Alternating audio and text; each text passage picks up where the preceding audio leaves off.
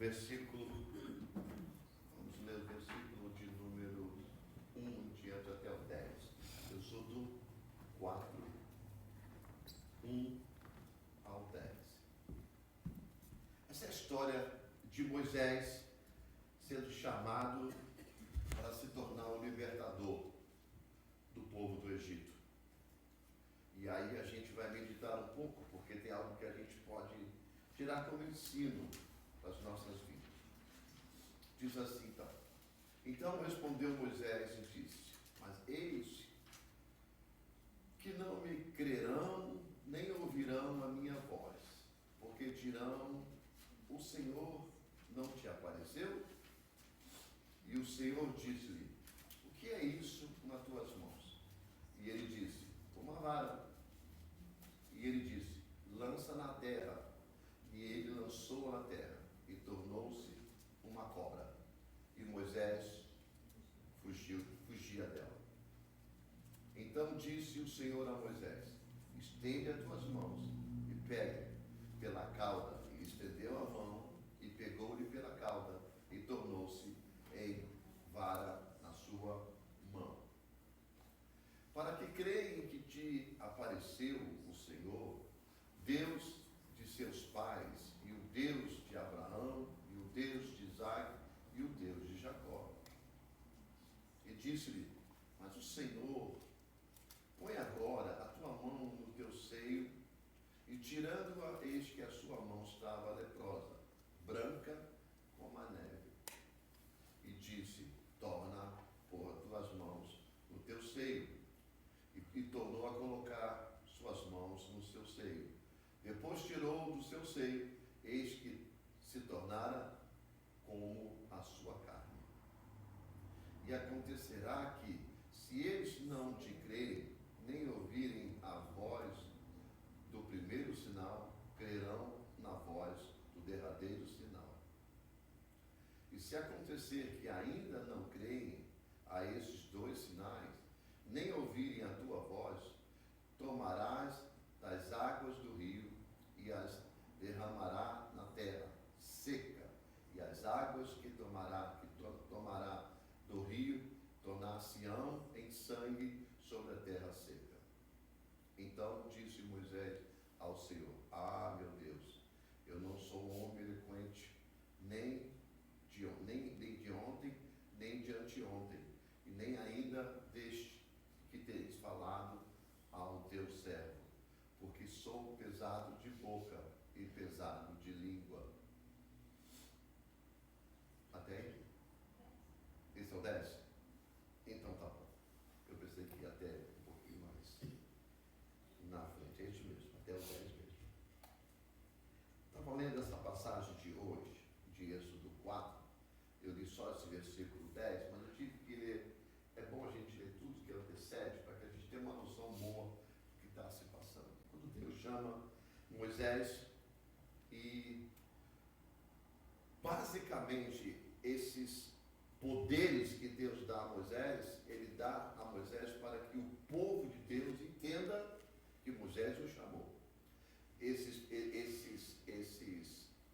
milagres ou sinais, como você queira chamar, não foi dado para o povo do Egito. Foi dado para o seu próprio povo, para que o povo visse e creia em Moisés, porque o povo ainda está meio em dúvida nessa comunicação entre Moisés e Deus e Moisés. Então, quando Moisés é chamado e é dado a ele esses poderes, isso é como que Moisés separado, depois de ter encontrado o Senhor na sarça ardente, e ser designado uma missão. Que missão é essa? Missão de libertar o povo de Deus do Egito. Tudo isso acontece muito antes de Moisés ir ao Egito, voltar ao Egito para libertar o povo. Mas o que passa na vida de Moisés é justamente a comparação. É a comparação. Você vê que são dois sentidos diferentes. Se a gente olhar para Moisés, quem era Moisés?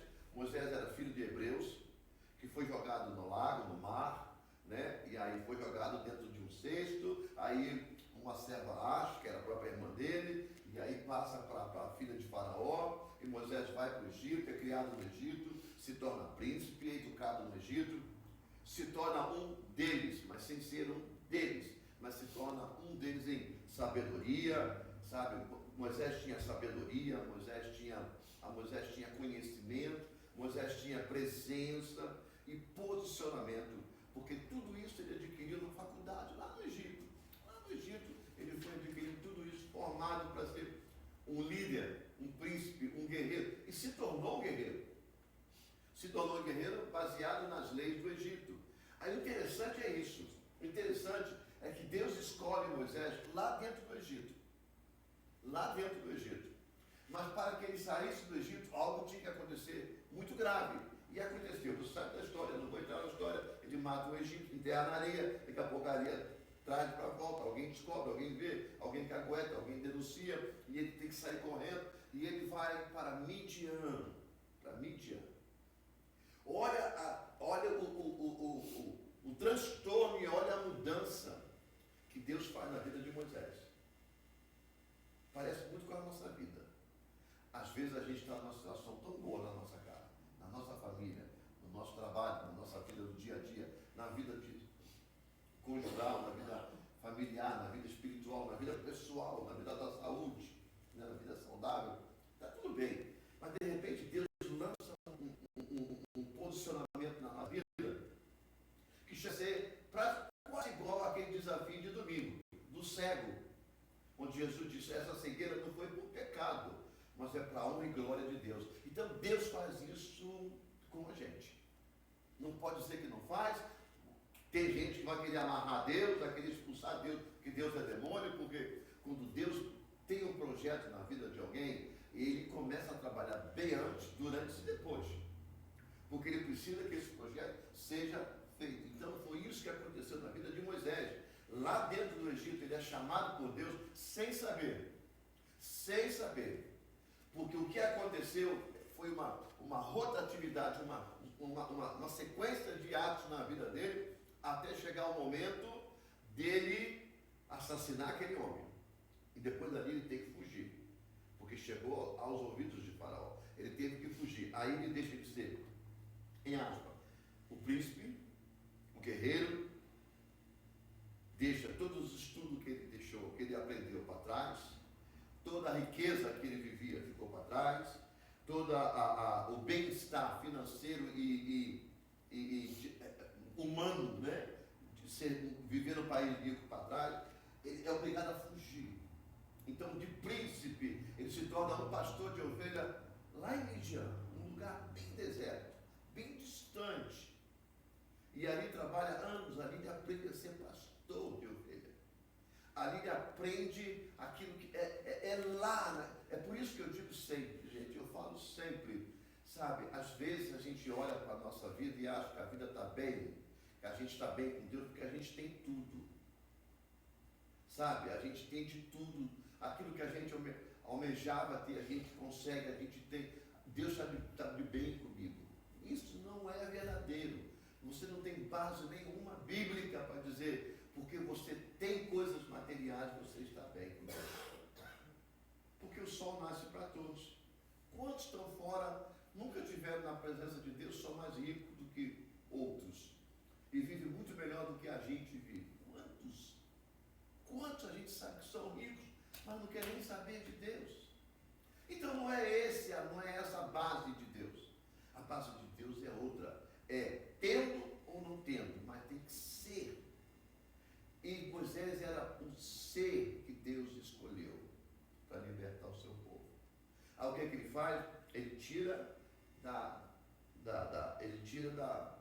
riqueza e transporta para um lugar bem pobre, bem distante, para cuidar de ovelha. Ele deixa de ser um príncipe para ser um pastor.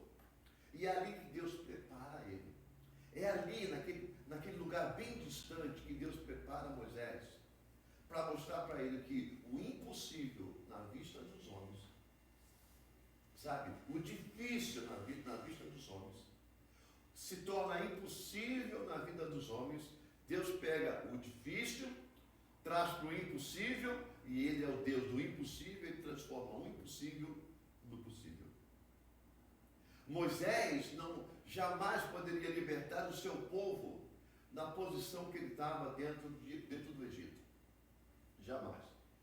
Porque para libertar o povo do Egito, da escravidão de 400 anos no povo do Egito, não tinha mão forte que tirasse ninguém de dentro do Egito.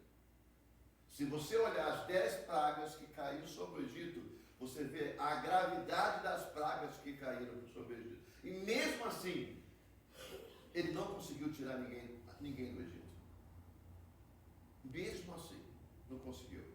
Ao final delas todas, é que Faraó chega à conclusão que deveria deixar eles irem. Porque o próprio povo chegou aos ouvidos do rei e disse assim: olha, se o senhor não deixar eles ir, a gente vai se acabar. O Deus dele vai acabar com a gente.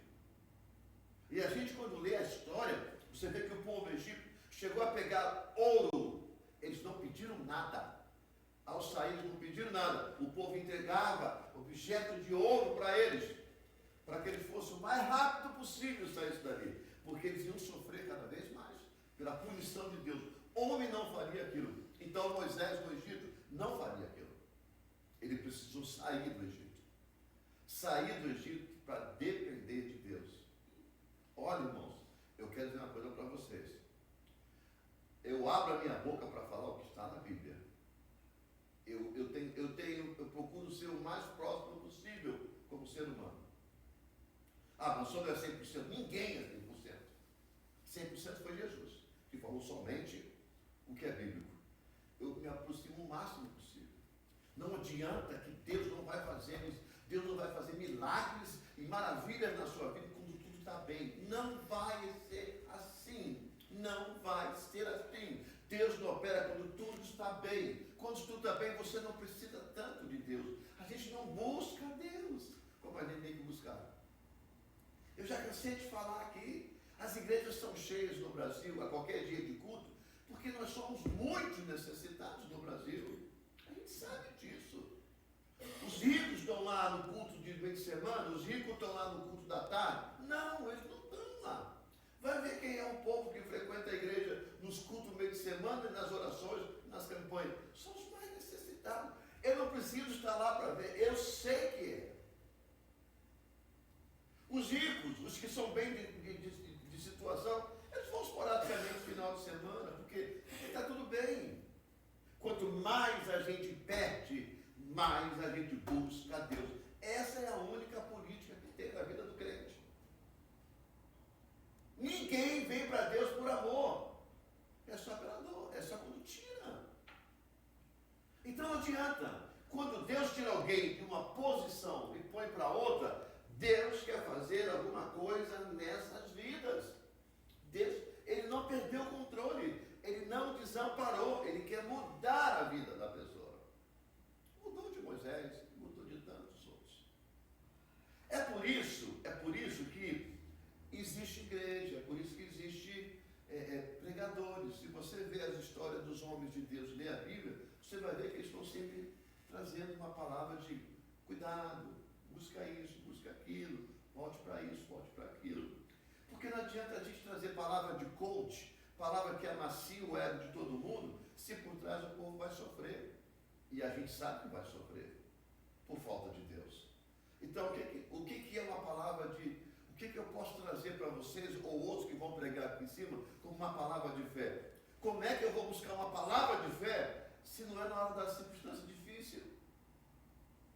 Olha, como é que está a sua vida? Está tudo tranquilo. Então, mantenha a fé. Mantenha a fé em quê? Está tranquilo. Palavra de fé, ela não é levada na hora da dificuldade. Moisés, o faraó vem atrás. Veio, vai trucidar vocês todos, porque o coração dele está cheio. E Deus encheu mais o coração dele de raiva, de ódio e de rancor. Ele veio para matar vocês. Agora pega o povo, diga o povo, mate. Agora pega aí o seu bastão e só toca nas águas. Bum! Mas como é que o bastão vai tocar na água, vai abrir o mar? Como é que pode? Baseado em quê? Baseado em angústia, baseado em aflição e baseado na fé. Porque ele pegou, tocou e o mar começou a se abrir, o vento. Lógico, resumindo tudo, né? O vento tocando e aquela noite o mar foi abrindo e o povo. Agora imagine o povo passando no meio do mar seco. Já parou para pensar? Não fica na história, apenas na história. Na história. Entra na pele dessas pessoas, passar no meio de duas paredes de água. Entra na cabeça desse povo. O que esse povo viu? Agora, só que até chegar as águas abrirem, eles passaram por angústia. Mas o povo é assim. Quando tudo está bem, quando o povo está tranquilo, mesmo que sofra, mas está dando um jeitinho para viver, tá bom. Por que o senhor está dizendo isso? Estou dizendo isso porque o povo, quando saiu do Egito, daqui a pouco estava reclamando, com saudade da comida do Egito. Sofrendo. Mas ali eles sofriam, ali eles plantavam, ali eles bebiam, ali eles sofriam, ali eram presos, ali eles morriam trabalhando, mas tinha uma comidinha, dá para viver. Aí Deus vem e arranca tudo, joga no meio do deserto, lá onde não tem nada, para vir provisão dos céus. Vinha água da rocha, cordoniza do céu, o maná do céu, para eles comerem. Deus provou para eles e para Moisés que para sair daquele sofrimento grande, tinha que ser somente pela mão de Deus, através de um homem que acreditasse. Mas ele teve que esvaziar Moisés primeiro. E não é só esvaziar Moisés primeiro. E Moisés ter fé para confiar naquilo que Deus fez. É por isso que quando Moisés, ali o texto diz que eu tenho a boca pesada, a língua pesada, sabe? Alguns dizem que é gago, outros dizem que eu não sei, eu não estava lá. Eu não sou amigo de Moisés. Eu não sou irmão de Moisés. Não vivi na época. Eu não posso dizer que é gago, eu posso dizer o seguinte, talvez ele tivesse umas palavras mais duras, de confronto, acredito que seja isso, de confronto. E quanto mais ele confrontasse o faraó, ia ser pior. Então, Deus levantou quem? Levantou Arão, porque talvez Arão fosse mais maleável para poder falar com o faraó, sabe? Mas aí Deus quis dizer para ele o seguinte, se você não fala, eu vou levantar alguém que fale, e é teu irmão. Ele vai caminhar contigo. Ele vai ser a tua boca, a minha boca na tua boca e nos ouvidos de faraó. Mas o plano de Deus não pode deixar de ser feito. Nós somos separados, irmão, para fazer a obra do Senhor, mas a gente não precisa ficar esperando primeiro ir para um colégio, ir para uma faculdade cristã para poder aprender o que falar palavras bonitas. Então, para quê? O que você fala bonito para os homens, talvez para Deus ele não está nem escutando. É melhor você falar palavras espontâneas que Deus colocar no seu coração, porque é a alma que está falando. É por isso que viver com pessoas dentro da igreja, que só vem pelo caso da religião, é tempo passado, perdido. Porque elas não rendem nada. Elas são apenas acumuladores de bênção que estão na multidão que segue Jesus. Elas não são o corpo de Cristo. Porque o corpo de Cristo não consegue ficar parado sem trabalhar, sem render para que aquilo gere uma posição. Então, na verdade, todos nós fomos chamados. Todos nós. Ao momento que você se converte a Cristo, a Jesus, verdadeiramente convertido, você foi chamado para trabalhar no reino. Quando você nega de trabalhar no reino, quando você se torna uma pessoa que apenas numérica, você não está no corpo, você acompanha o corpo. Por quê? Porque a própria palavra de Jesus, lá no livro de João, diz: se a árvore não dá fruto, ele vem e corta e queima. Mas a que dá fruto, ele apara para que dê força e dê mais frutos. Está lá, não é minha palavra, não são palavras minhas que eu estou julgando e pesando alguém, eu não estou como juiz. A palavra de Deus é o juiz. A palavra de Deus é o juiz. Então, se a gente vai ter, eu já disse que o céu não é para bons, o céu já é para salvos, né? A Bíblia já diz isso. Então, esse negócio de, Senhor, o Senhor tem que ponderar a minha situação na igreja, no teu reino, na época, porque eu fui muito bom com as pessoas. Você foi bom em quê? Porque a bondade de Deus é a salvação em Cristo Jesus. A bondade de Deus não se resume numa roupa, numa comida, num remédio. Não. A palavra de Deus diz, Está dizendo assim, aqueles que cuidam, mas essa não é a bondade de Deus. Essa não é a bondade de Deus. A bondade de Deus para o ser humano, o filho, é a salvação através de Cristo Jesus. É a melhor bondade. E é essa bondade que a gente tem que passar. As outras a gente vai fazer por causa do amor de Deus em nós. Porque Deus é amor. E quando você é amor, você expressa e dá amor. Então, quando a gente olha para a obra de Deus, a gente vê que nós estamos separados, a gente tem que ter uma paixão com essa obra de Deus. Tem que ter um cuidado, igual a gente tem com o filho. É igual você vê a Larissa cuidando ali do Gustavo, agarrando, beijando, cuidando, embalando para não sentir frio, dando comida quando tem fome, secando para quando tem algum problema de trocar a fralda. Isso é um cuidado que é cuidado básicos. Mas além disso, o amor no coração é jogado, é colocado de que forma? Agarra no colo, sente o corpinho, sente o sorriso. Isso é amor. A gente tem que fazer a mesma coisa. Sabe por que nós temos que fazer a primeira coisa? Porque foi Jesus que sofreu por nós. Olha a vida de Moisés. Moisés passou 40 anos no Egito. Aí Deus arranca ele. Aí ele passa 40 anos se preparando para libertar o povo do Egito, a voltar ao Egito. De que forma? Não como príncipe, não como guerreiro, não como alguém que foi formado, mas como servo do Senhor Jesus. E depois caminhou os 40 anos, dando vai e volta no deserto por causa do povo pecando. O povo de Deus, é assim. É um povo rebelde. É um povo que está muito bem, como está comendo, está bebendo. Sabe? Nós tínhamos um provérbio lá no mundão que eu vim, que eu não gostaria de dizer não, mas eu vou dizer. Da onde eu vim, não é da onde eu estou, tá? É um provérbio da onde eu vim. Só lembra de Santa Bárbara, que tinha um outro nome, não vou dizer outro nome, quando está relampeando. Lá tem os deuses, né? Os deuses das coisas. Então, quando dava aquele... sabe? A gente só lembra quando precisa. Está comendo?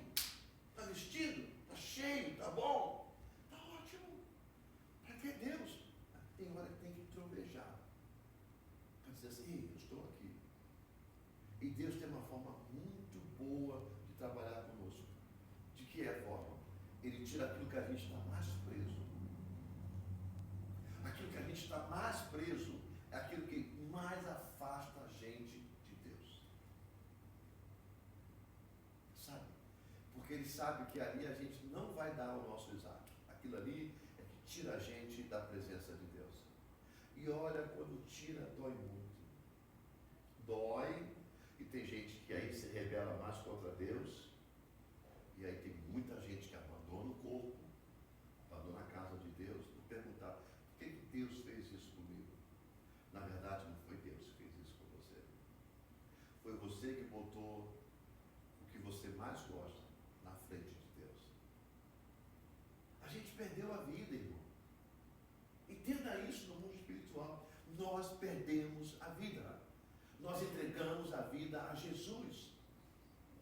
Nós não somos mais dono da nossa vida. É uma realidade que a gente tem que encarar, porque um dia você aceitou Jesus como seu Senhor e Salvador. Então agora a gente depende dele. E a única forma de depender dele, estar perto dele, é fazer o que ele fez por nós. Ele está agarrado, está buscando, está louvando, está pregando. A gente está aqui para aparecer, para poder estar mais próximo de ser como Jesus foi. Agora, ser como Jesus foi o quê? Deus? Você não vai conseguir nem mesmo. Não é esse o plano, nem esse o objetivo do Senhor. O objetivo de Jesus é que a gente vai aprendendo a ser mais parecido com Ele, do jeito que Ele foi quando estava no nosso meio. Então, assim como Moisés foi tirado do Egito, da riqueza, para levá-lo para a pobreza, para ali ser transformado no libertador do Egito, o Senhor quer fazer com a gente a mesma coisa, e muitas das vezes. Tirar a gente daquilo que nós estamos mais assentados, confortáveis, tudo está dando certo, tira forjar um caráter novo, forjar uma vida nova, e entender que aquilo que a gente tinha antes, a gente achava que era a segurança, aquela segurança quem deu foi Deus. Mas como Deus perdeu o espaço, me desculpa, Deus é um Deus que tem ciúme.